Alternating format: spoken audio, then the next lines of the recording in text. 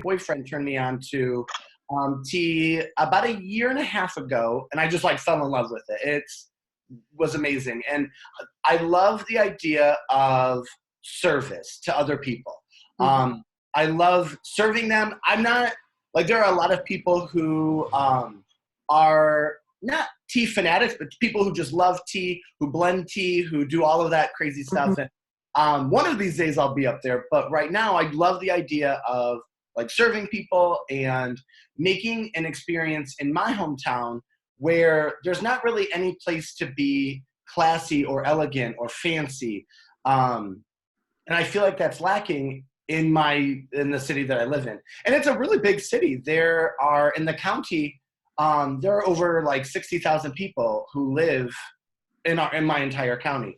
20,000 of it live in this city. So I really want a space where, like I said, people can feel like elegant and fancy and doted on, because we don't really have that. We have a lot of fast food, which, I mean, I don't complain. Yeah, and so the space I didn't even think of until I'm like trying to devour all of the information that you have on that group. And I'm about, I would say, halfway through, and I did not even think, Tina, to look into a space that would have like 3 different rooms, I guess. So 2 for parties and 1 for walk-ins. And the space that I am like literally a stone's throw away from starting the renovations on is just one kind of long room with like a kitchen, and bathrooms and things like that. And I just signed the lease like 2 days before I joined that group. Okay. So, and I also had buyer's remorse, so I like was looking around, and the rent that I'm spending on this space is only $800 a month. Oh, wow. That's really good. Yeah, and I was able to negotiate as long as I did the renovations or put the money towards the renovations, I got a decrease in that rent for my entire first year. Wow. So, yeah. And so it is worth it. I don't want to back out because the closest you'll be fine. You'll be fine. Yeah. You've made that commitment that we can work with it. Don't want you having remorse on it. I'm really nervous. But yeah, so it's like one big long space, and I would love to show you pictures, but I don't want to waste time. I can always email them to you later. No, do that later. Just say this an aside, because I can. Can I give you a bit about my background, just so that you can see where I come from? Because I do bounce around a little bit. But first of all, I just wanted to say, really sorry about you losing both your mum and your dad in quick succession. The same thing happened to me actually in 2016. I lost my stepdad first, and 9 weeks later my mum passed, complete surprise. And I have a niece with special needs. So already we've been through some of the same stuff. Yeah. But interesting that you've done some work in the Rialto space, and I'm sure the work that you've done there has helped you negotiate this amazing deal on your property. Assuming that. But my first business was a home staging business back in the UK, back in the late 90s. And I ran that for 8 years very successfully in the UK before coming out to the States, and kind of evolved my business. And now I have 2 tea rooms. I opened my first in 2014, my second a couple of years ago, both very different in very different types of environments. And I'm more about the food, because in England we drink English breakfast tea served hot with milk, and we just call that tea. So I'm more about the food and the experience that we can create in these amazing spaces that we have access to. So again, I can see a lot of us being in the same kind of space with our thinking already.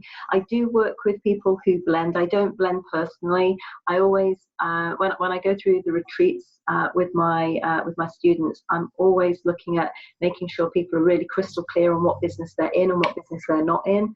And certainly for me, I never wanted to go down the road of blending my own teas. It's not really something I'm that interested in. I love tea and I love appreciating tea, but I don't want the warehouse and 10 million product and all that time spent blending, when I actually want to be, I'm a people person myself. So I want to be out there giving the experience, giving that service. So I just wanted to sort of say that, just to give you a bit of background about myself. I've been here in the States now since 2008. I say I have had my tea room since 14. And after opening my second tea room, I decided I was never going to open another one. Because one is hard, two is insane. If I can help other tea room owners, because I realize, I'm in my 50s now, and I know I'm not going to have a tea room in every state or in every country or every town, but I'd love to see successful tea rooms be created and sustained in every city, in every state, in every town. So my best way of making that happen is to help people like yourself that are inspired to do the same things that I've done, but maybe take a little bit of guidance from some of the things that have worked for me and some of the things that have been pitfalls to avoid. So if I can help in any way, I'm here for you. I really appreciate that. Okay. So what's your most burning issue right now? You've mentioned buyer's remorse. You're a bit worried about the space you've got. You feel like you're all in, and that's okay. What's your biggest challenges and issues that you have that I could perhaps help you with today? Yes. So I have two kind of burning issues. The first one is I don't have buyer's remorse for doing it. I saved up about 20 grand, a little bit over, but 20 grand to start this. And it's going to cost $9,800 to renovate. And then the rest of the money I have allocated towards getting supplies, like teapots and teacups and tablecloths and things like that. And so I think I'll be A-okay. I watched one of your videos which said you can either be the baker or you can be the hostess, which you said a lot more eloquently. But I love baking, but I love interacting with people more. Yeah. And I think that's where my strong suit is. So I have no problem delegating that. I actually, right after this at 6, or I told her 6:15, I'm actually interviewing a baker. Okay. Fresh out of culinary school, just like you had recommended. But my first bit, or like burning question is, I'm not sure if I want to open for the entire week, like Monday through Monday, 7 days a week, or if right now I'm open in my business plan and in my standard operating procedures. I'm open on Saturday and Sunday from 11 till 1 and then from 2 till 4. So that way I can, really the reservation came in because of like bridal showers, baby showers, retirement parties, like princess parties, those sorts of things. I didn't want someone to have that scheduled from say like 11 till 1 or 11 till 1:30, and then a mom and her daughter and her grandma and all of these people get dolled up to come here for me just to say, I'm so sorry, there's a party reserved. Can you come back in an hour? I don't want that to happen. And so that's kind of where the reservations came in.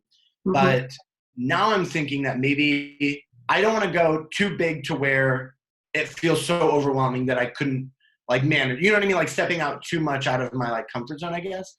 Yeah. And doing it like Monday through Monday, open from like 11 till 4 every day. I eventually want to get to that. And so I guess the first step is opening it up on Saturdays and Sundays. Then my second step would be to open it up to like breakfast tea. We have a lot, there's actually 19.37% of the county's population is over 65% or over 65 years or older. Yeah.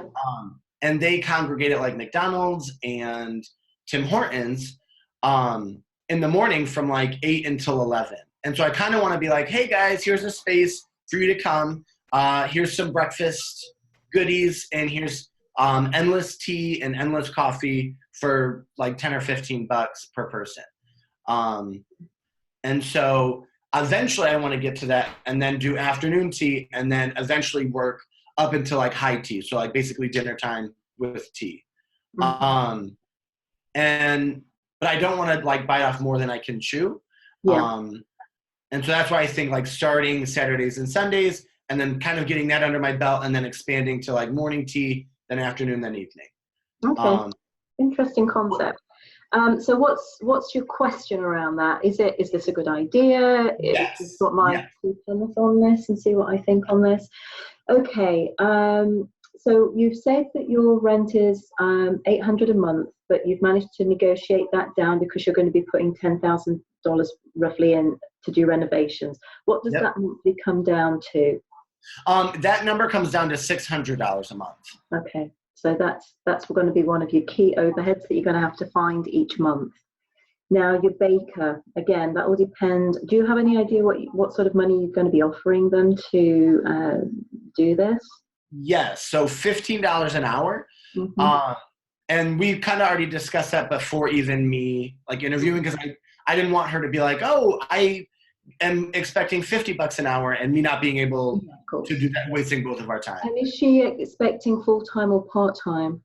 I did also let her know that it is part-time. And I guess in the way that I was thinking about it is that she would come in like on Saturday and Sunday and bake everything that needed baking, whether that's the bread, the scones, or the desserts or things like that. She would come in at like say 6 to 9 and bake everything that was needed. If it's bread, obviously like Friday as well, she'd have to like proof the bread and things like that. And then do the same thing on Sunday. So that way I'm looking at probably around like $380 a month for the expense of the baker. Okay. Interesting. Okay. And who's going to do your prep? So the prep would fall to me because and I would love your advice on this as well. In the beginning, the food will be like a 3-tiered kind of food service. The bottom one being finger sandwiches, the middle one being scones with chocolate covered biscottis, and then the top one being either like cookies or like a gourmet cupcake, whichever one I decided was more feasible. If I'm getting the baker, for sure, I think gourmet cupcakes, because that really the hardest part would be the frosting of it. I can make a mean cupcake, but they do not look good. So that's what would be serving. So really the only like real prep that would have to happen would be for the finger sandwiches. And I'm fine with going in on like a Friday, making like for say a cucumber sandwich, making the cream cheese spread with the dill and things like that. And then the morning of coming in, if I open up at 11, coming in at 9 and prepping things for sandwiches. I did find that if you prep the sandwiches too far in advance, they get really like soggy. I was going to say that. So I timed it and I can make 50 sandwiches basically, or if you cut them into three of those finger sandwiches per person. If everything's prepped, I can assemble them in about a half hour. So if need be, I could even do that like at 10:30 before it opens at 11. Or someone, because I plan on hiring a wait staff to help me. So they could do the prepping while I see the individuals. I was also thinking of during the reservation, just saying we have three different types of finger sandwiches, A, B, and C. You can get like a lemon scone or a blueberry scone, and then for a gourmet cupcake, either vanilla, chocolate, or strawberry. So they're confined kind of in those arrangements that they can decide which flavor they want. So that way I can also prepare in advance, so I'm not wasting any food. And like if I do like ham and cheese sandwiches just off the top of my head, you might only want one of those, and then you get the choice of 2 other finger sandwiches. And I can always like mix and match with other guests. So I make a finger sandwich, like a whole sandwich of ham and cheese, and then send 2 of them to 2 other people, if that makes sense. Okay, let me tell you how we do it at Tina's and see if this gives you any insight. And then let me kind of come back on my thoughts on, do I think this is going to work in the way you've said, or what needs tweaking and those kinds of things. The challenge you're going to have only opening on a Saturday and Sunday is people will, are you on a high street? What kind of location are you in? Yes. So in Monroe, because that's where I'm actually located, Mm-hmm. the streets, one of the busiest streets, our main street is Monroe Street. Mm-hmm. And then one of the streets that run perpendicular into Monroe Street is Front Street. And I'm right on Front Street, right across from the bank, Mm-hmm. right down a busy one-way road. Mm-hmm. So it's a pretty popular street to. Right. So you get drive-by traffic. Do you get walking traffic as well? Yes, there's not much downtown that require like a lot of walking. It's not like Indianapolis or Okay. anything like that. But I plan on so with my real estate stuff, I was like obsessed with social media. Yeah. And I know how to do it. I know how to kind of manipulate it and run ads and things like that. And I already have a budget set up that I think would correspond with this. And I also have what you would call a visibility plan, Yeah. where once I actually get going and like have everything like the renovation starting, I plan on having like detailed. Yeah, so you're gonna do a build up to it so people know you're there. Exactly. Yeah. And you have parking. You have parking at the location as well. Yes, but the parking is on the street, and then so there's street parking, and then there's a street that runs into Front Street like this, and there's parking on that street, but it's not that far away. It's maybe it's on street parking. Okay. And what was another question going to be? How many seats are you looking at getting into your space? So in the beginning, 10 with 4 chairs per person, but being able to split those tables apart, so that way, if like say 2 people want to make a reservation, I'm not losing money because I can't separate those tables into something smaller. So you only got seating for 10. Wow. Okay. Oh, sorry. For 10 tables, 40 people. 10 tables, 40, yes. 40 seats. 40 yes. covers, as we say. Okay. Yes. Okay, better. Okay, that I was going to say 10 covers, you're not going to make any money. Okay. Interesting. Yeah. And at the moment, it's one big space. And you can add your tables together and you could actually put all 40 in one row, or could you do 2 rows of 20 or 4 rows of 10? Have you thought about how that would work? Yes. So it's because it's one long room, I can do it however I want, but I don't want to like make 2 long tables. I can for like a bridal shower or a baby shower where people know each other. But I think people would get uncomfortable being seated by a total stranger. No. I meant more for the parties, because it's going to be parties at the weekend that you're really going to be going after, I would suggest. Yes. Baby showers, bridal showers, birthday parties. And it might be that you go out to market. If you only want to open those 2 days, you want to maximize that. So you're only going to be reservation only. You're only going to be in parties. You want to fill all 40 seats. That has to be your strategy to make the most of those 2 days, because 2 days to be open for a business is very, very little. And the challenge you're going to get is when people do see your business and they come up to the front door on a Monday, Tuesday, Wednesday, Thursday or Friday and you're closed, they're going to think you're out of business. So that's a big challenge that you're going to have there. Do you think then maybe I should open on Monday through Friday as well? I think you need to, I think 5 days makes you more of a viable, I suppose it depends how you want to look at this. Do you want to be a tea room where you are open, say 5 days a week, and you pick up the weekend business? Or do you just want to do party experiences, in which case being open for those 2 days would be fine, and maybe branch into more catering for events, and you only have that. But it seems such a waste to have all that space and not leverage it fully. And I understand what you're saying, that when you're starting, you want to start small and safe and carefully. And I've done that myself. And I remember working, I did pop-ups. That's how I got started. So I would cater into a small venue, and I built up my experience in that respect before I opened the tea room. But when I opened the tea room, we did go to, I think we opened at 6 days. We had Mondays where we were closed. Mondays tend to be the day that a lot of towns or a lot of places are closed, or Sundays and Mondays. but then we moved to opening on a Monday because everywhere was closed. We saw that as an opportunity, and we now open 7 days. So it really does depend. I worried that. Okay, let me roll back a minute.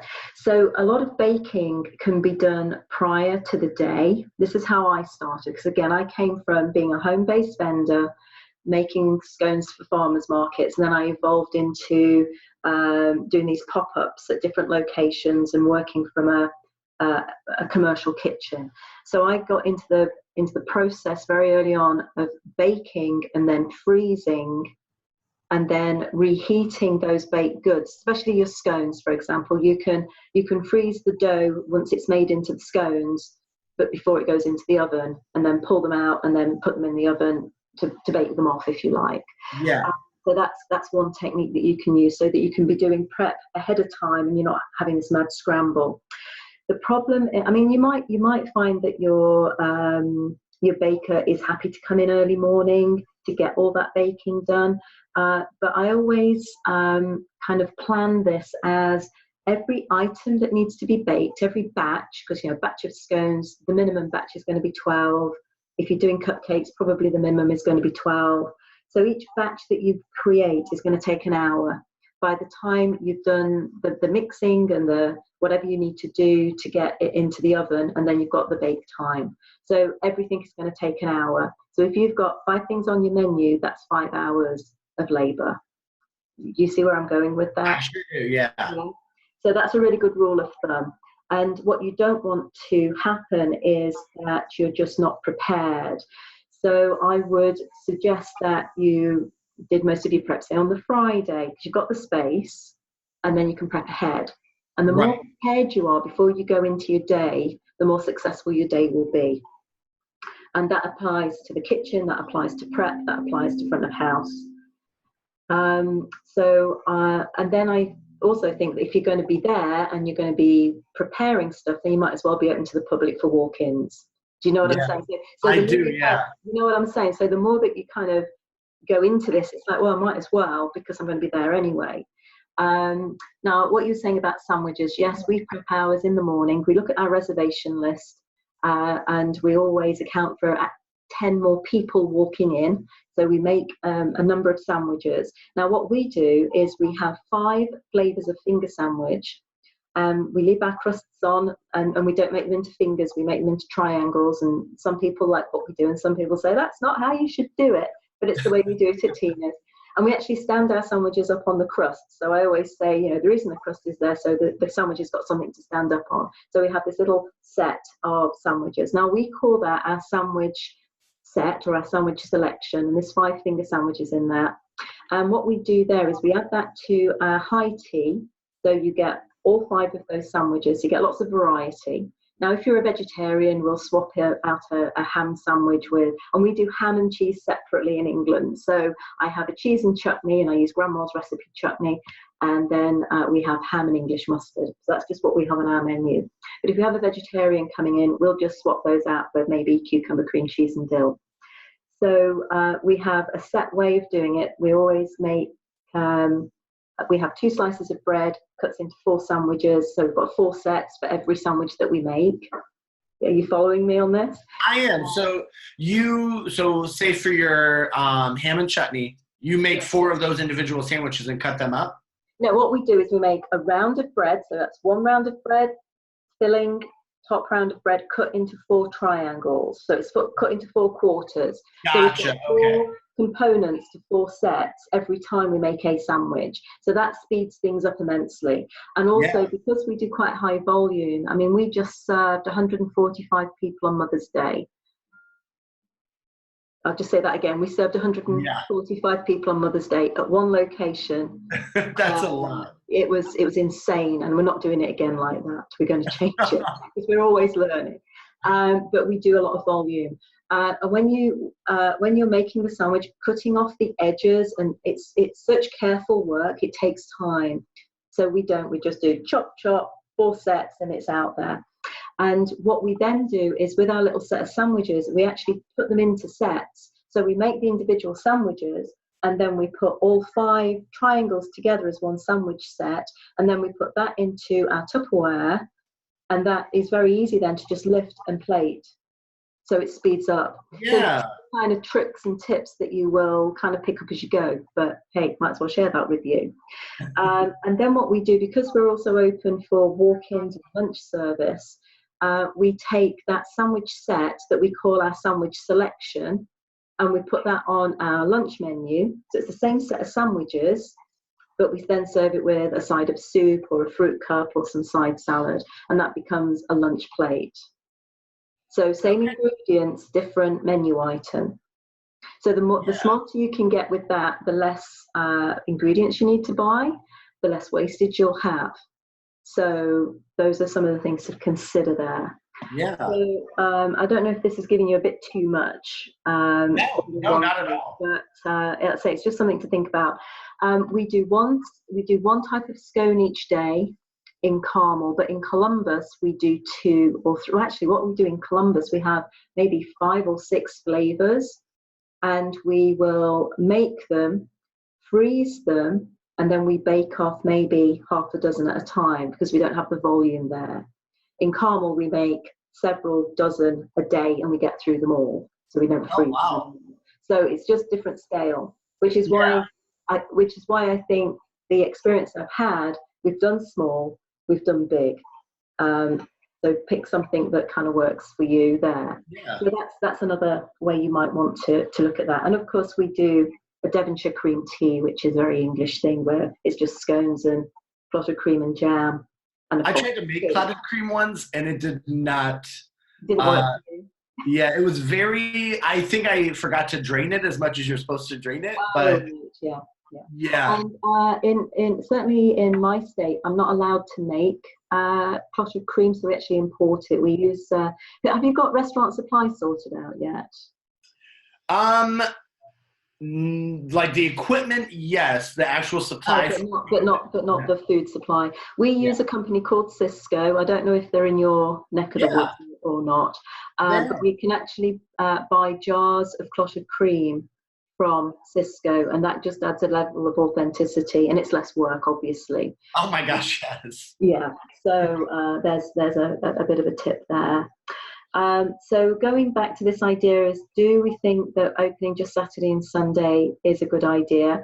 I would open on a Friday and take walk-ins and get some confidence in that, unless you want to go down that road of just being seen as an event space. And there's no shame in that. That's a perfectly adequate business model, as long as you're only booking 20, 30, 40 people and having 2 sittings, maybe in 11 o'clock, and we do 11 and we do 1:30. That's for our main kind of for our main tea room for the main events that we run at the weekends. Now, if I do open up, sorry to interrupt you. Oh, no, I was going to say, and it might be that you want to do special events of your own. So we do baby showers, bridal showers, birthday parties, that kind of. That's when people come to us and say, please host our event at your location, and then we say these are our options. But then we also do special events. So we recently did a royal baby shower in celebration of Meghan's baby. Yeah. Before she had it, and it was a fixed date in the schedule on the calendar. We promoted it through Eventbrite, put it through social media. We got completely packed out. Derby Day is another good one.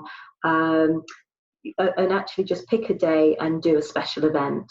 So if you want to start small, it might be advisable to go down that route first, and then as you kind of start building, then you can start offering, you want your own private baby shower, bridal shower, birthday party here, then we can do that.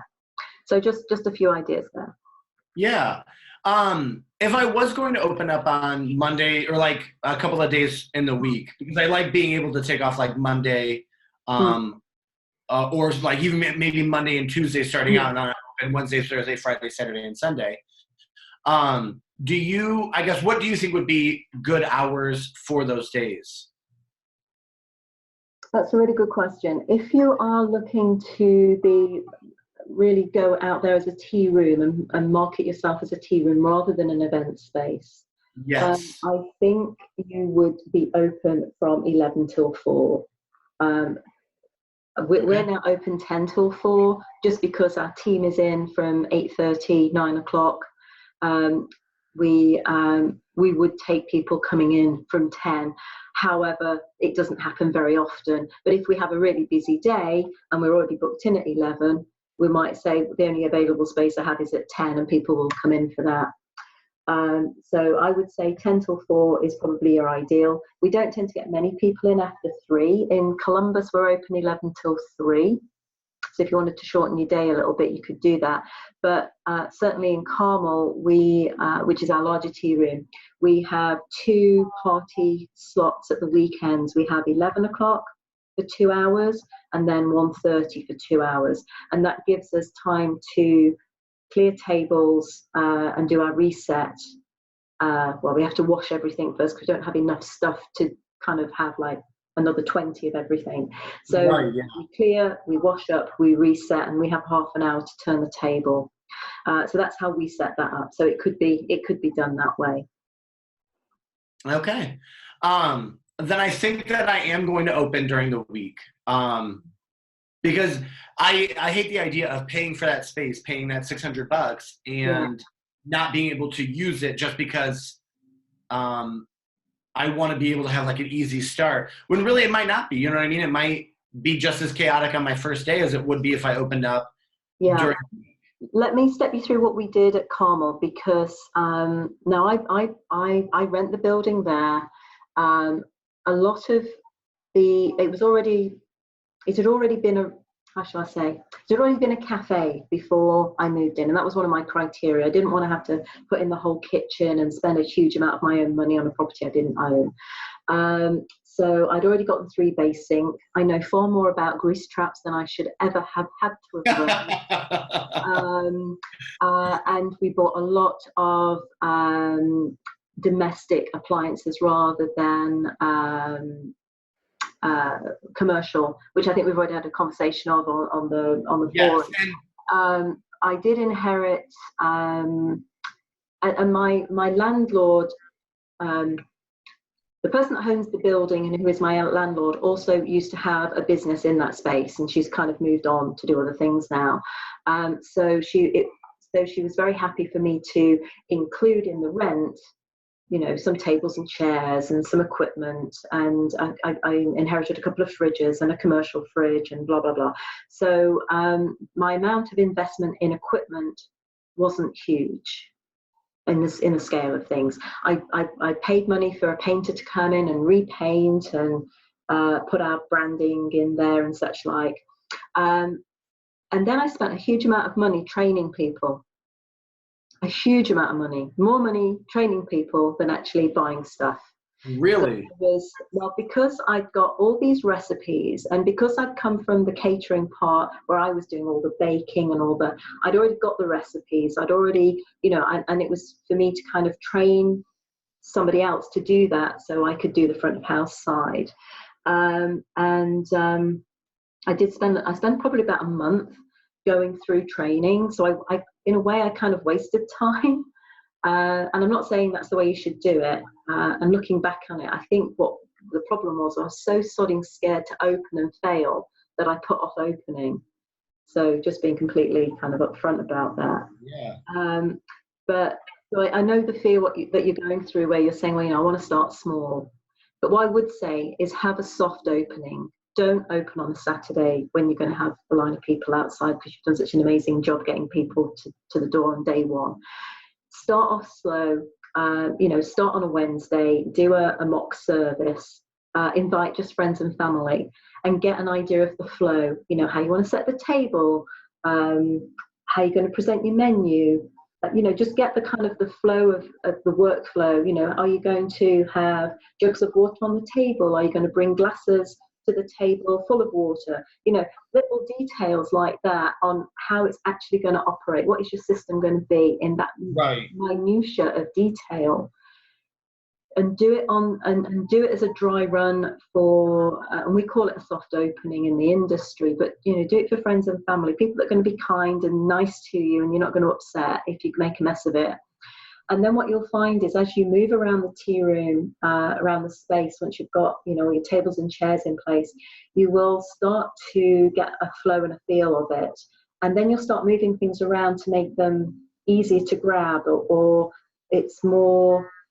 It's really helping the workflow, especially in the kitchen, and your baker might be able to help you with this, where everything's just, you're standing in one spot and everything's within arm's reach, and you're not having to dash around, because the more steps you do is a bad thing in business, because you're just going to get exhausted, you're going to bang into people, you're going to knock into stuff, you're going to break things, you're going to end up bruised.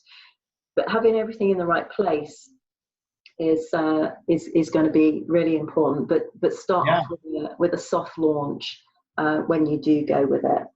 Yeah, I like that, and I'm excited to start during the week. I think I just needed someone to be like, this is a good idea, because this goes into my next question. Like my question is, I have a lot of people saying that it is not a good idea. I think it's a great idea. There's nothing like this within 50 miles of my city. And so I guess my burning question is this a profitable business to be in? I think it's like any business. I mean, it's a really great question, but I think it's like any business. It's all about how you take it to market. It's about controlling your costs, and giving great service. And when I'm talking about either through Visibility Creator or through Tea Room Secrets, I always talk about the 3 things that you need to do in your business. One is to serve your customer or client, your guest, in the best way that you can. And it's more than just, I mean, I think you already get this, it's more than just good customer service. It's that's almost an entry level. Having good food and good services, if you don't have that, you don't have a business anyways. Right. But it's about creating the experience. And I think the fact that you want to be more front of house than in the kitchen is great, because, to be honest, ladies of a certain age love gentlemen waiting on them. And we found that time and time again. And because of your personality, you will do so well having that engagement with people. But the more you can create an atmosphere of that specialness, then that is going to work. The second thing is controlling your costs. And like I say, limiting your menu, or at least limiting the ingredients on your menu, and then recreating them in different ways is going to help you keep your food costs down. So I did have a question really quick about your menu. So when someone comes in, say it's a reservation, do you already have food that you just say, hey, this is the ham and cheese sandwich, or my variety of the sandwiches? If you don't like it, tough, unless you're a vegetarian. And then same with like your scones, like today's scone is lemon. If you don't like it, so sorry. Or do you, how do you do that? Yeah, it's a really good question. So we do a bit of a mixture of both. Now, when we first opened, we only really did sandwiches and our afternoon tea. And then we expanded into a bit more space, because I was sharing the space originally with a sweet shop that was like in the other half of our downstairs area. And then I kind of took that over and we expanded the kitchen. And we still have a very small kitchen. But as I expanded the kitchen, I was able to take on more baking. So I now have a lunch menu, and then I do afternoon tea. But I say some of the afternoon tea things are on the lunch menu, but we just replate them in a different way and call it something different. So that's one of the things that we do there. But yeah, we have like our specials. So the quiche of the day today is going to be whatever of today's is. The scone of the day is. The soup of the day is. The salad of the day is. So we don't have a zillion choices. We might have, I mean, we probably started off with maybe 5 or 6 things on the menu when we first opened, but now we probably have 26 things on our menu. So we have kind of grown into it a little bit more as we were able. So I would say start simple and keep standards there. So, this is the way we do things around here. Your afternoon tea is a set of 5 sandwiches, you get a couple of scones, pot of cream, choice of 3 jams, and we do 4 finger pastries. And then we have a range of 20 loose leaf teas, and that's the way we do it. So you look at the menu and it's like, okay, so what's your scone today? And if they don't like it, then yeah, it's unfortunate. Then they have to make another choice. So don't try and be everything to everybody, would be my advice. Be really good at the things that are on your menu. We've actually taken things off our menu if we haven't been able to do it exceptionally well. And we have something called our feedback loop, where if we get a complaint or somebody isn't satisfied with something or there was an issue, and certainly if there was a review online, we go back to who was serving that day. Does anybody remember the client? Does anybody remember the issue? Let's step through it. What went wrong? What could we have done better last time? And what could we do to improve our process going forward? And it might be something like food holding, and if we can't figure out a way of doing it better and right, we take it off the menu. Because I'd rather be good or better than good than, so that's just one of my standards. So you need to kind of set a foot in the ground, the stake in the ground with that. Now, one thing you were mentioning to me was doing this idea of doing some kind of breakfast thing from 8 to 11, trying to grab those people that usually go to McDonald's. They are not your customer. They will never be your customer, because you cannot do this kind of experiential, homemade, great food. What were we talking about? This idea of somewhere that you would go that would give you this amazing experience, and something more sophisticated, and you're not going to do that for the same price as McDonald's. So don't even go there with that idea. Now, it's not to say you might not get ladies at lunch wanting to bring their lunch group in, but they won't probably pay the price of a high tea menu. But your bridal shower wouldn't bat an eyelash at, paying $20, $30, $40 for an afternoon tea. So your retirees are probably going to be looking at $10 to $15 per plate or per lunch package, whatever that looks like for you. Whereas your baby showers, bridal showers, birthday parties will be spending more, just because it's a special occasion and it's a one-off per year kind of event. It will be your events and it will be your groups that make you the money. Yeah. That's where you start to go into profit. Just being open for lunch or for lunch and afternoon tea on a weekday basis, that's not where the money is. That's just to basically say we're still in business. That's basically saying we're still in business. And, occasionally you're going to have really stupidly busy days. I mean, we're still trying to get used to it. The first year was a complete unknown. And once you get into year 2, you can go back and say, oh, yeah, Easter was busy, or Mother's Day was insane, or Christmas, that's going to be busy. And then you'll have, oh, yeah, the kids are off we've got a high school just down the street from us. And when the kids aren't in school, we get busy because they're spending time, mums are taking their kids out, there's mother and daughter time. When the colleges are on vacation, then we get more college students coming in with their mums. So it's very multi-generational. But then when you hit the summer season and everybody's on vacation, then we do see a drop in business. But then we also see grandmas coming in from out of town, and then they want to take their granddaughters to tea. So it really is a bit of a mismatch. Yeah. But the more afternoon teas at the higher dollar value you can sell, the better you're going to be in business. So the third thing that I always say to people is you've got to market your little tootsie off, and know who your clients are and who they'll never be. Yeah. Because you don't want to do, we turn business away all the time. It's like, no, we can't do it for $8 a head. You know what I mean? There's some things that we just can't do, and it's you could become a busy fool if you're not careful, bending over backwards. So we do have a framework that we've developed over the years that is, this is what we do, this is what we don't do. So for groups over 8, standard menu, set menu rather, you have this choice or that choice, and that's what you have. And then we get people saying, well, can't we just order off the menu? And it's like, sorry, no, because we know that our kitchen is so small, we've got one person preparing. We serve this table of 8 off menu, it could take half an hour for the food to come out and nobody else in the tea room gets served. So no, we won't do that. We want to give you a really great service, and we know that if we define it in this limited fashion, you're going to get a much better service and you're going to enjoy food so much more. Whereas if you push us to do all this other stuff, it's going to be crap for everybody, and we don't want to do that. Yeah. And it's being brave enough to do that. That's the other thing. Well, my kitchen is like teensy tiny. It's about the size of my porch. So I really like, and I even had in my like standard operating procedures, like go in before we're open, make the dough, freeze it, and then just pop it into the oven. Are you making your own bread?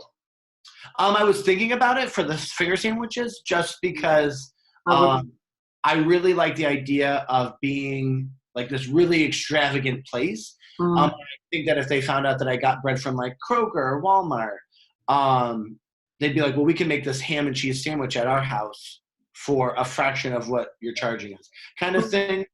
It's interesting you say that. I mean, bread takes a lot of work. And the problem is, if you're just doing, you're going to have a lot of wastage. The thing is, when you bake a regular loaf, you're going to get that dough. And that's kind of going to be wasted. There's a lot of food wastage in that, which is why we don't. And we actually have people saying how bread is amazing, and do we make it, and where do we get it from? And it's like, well, no, we don't make it, and we get it from our restaurant supplier. And we actually use something called, I think it's called a Pullman loaf. It actually comes out the oven square, and it's because we're doing triangles. It means no wastage. And you get that from Cisco as well? Yeah, it's a Cisco bread that we get, but you have to buy 8 loaves at a time, and it took us a couple of years before we got big enough to actually do that. So I was buying bread from the supermarket, but sometimes it's too doughy, or it kind of sticks to the top of your palate. You know how poor quality some of the breads that can be. But the more sophisticated you go, the more wastage you're going to have.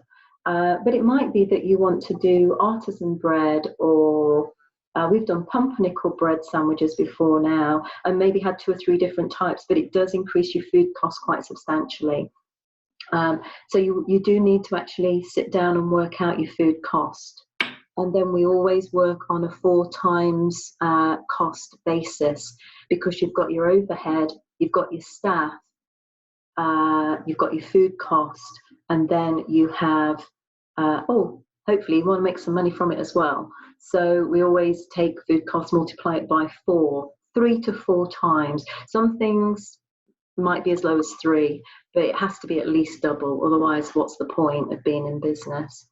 So I don't know if that helps at all on pricing. It does. Yeah. Okay. All right. Well, Tina, you have helped me out a lot. Okay. Does that answer some of your most initial questions? Yes. Yes. The profitability one, I'm still a little nervous about, but I think that if I can manage all of those costs and things. Yeah, I think you need to do a lot of spreadsheets. Cisco, if you're going to use Cisco, it might be worth reaching out to them and speaking to your local rep. They should come and see you. They actually have software that is free of charge to use, that enables you to put your food cost in and get a menu and a price out of there. It took us a couple of years before we actually got everything into the system, because we make everything from scratch except for bread. So we make our own jams, chutneys, cakes, pastries, scones. Everything is made from scratch. But it does help you document the price and then work out this calculation. So that's something to look at. But it will take you probably a couple of years to get profitable.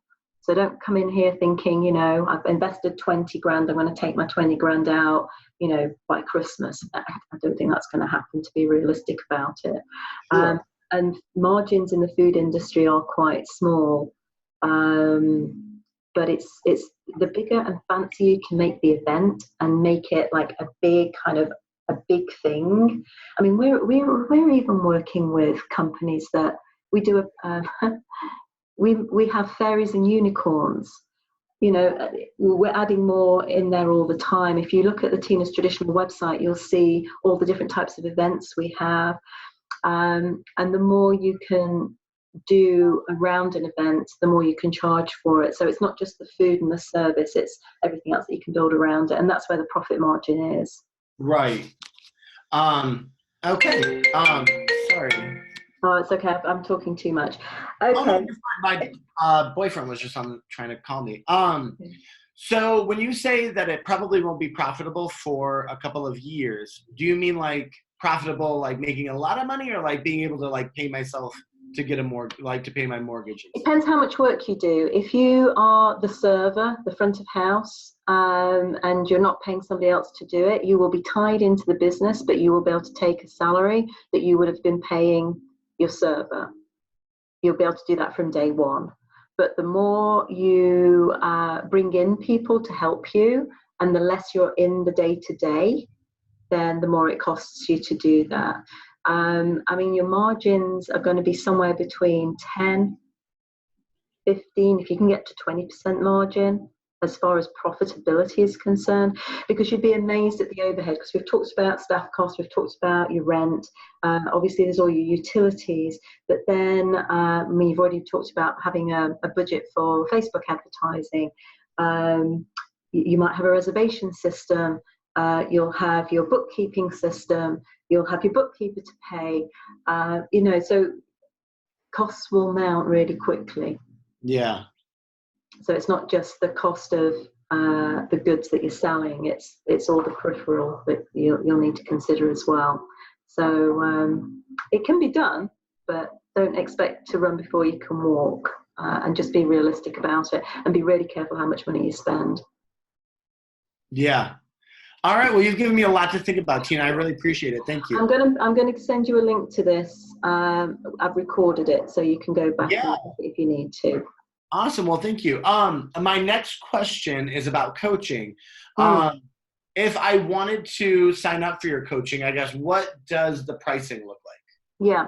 Well, I've actually got that now on the on the tearoomsecrets.com website. We do it as a couple of levels. There's a kind of an as-you-go group kind of option, and then there's a more in-depth insiders kind of look at it. So you get more one-on-one time with me, and we address specific questions with you, and then you get access to more of the training and the videos that I'm creating. At the moment, I'm just doing it through Tea Room Secrets, but eventually it will all migrate onto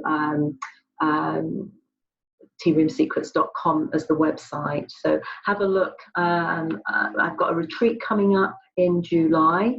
I'm going to be at the World Tea Expo in June, where we're launching this whole thing. Are you going to be able to get away to that, do you think? I don't think so. I'm actually going to California, and I'm hoping to kind of like swing by during that time, because we'll be out there during that time. Right. But I'm not sure if I'll be able to get away or not. Okay, fair enough.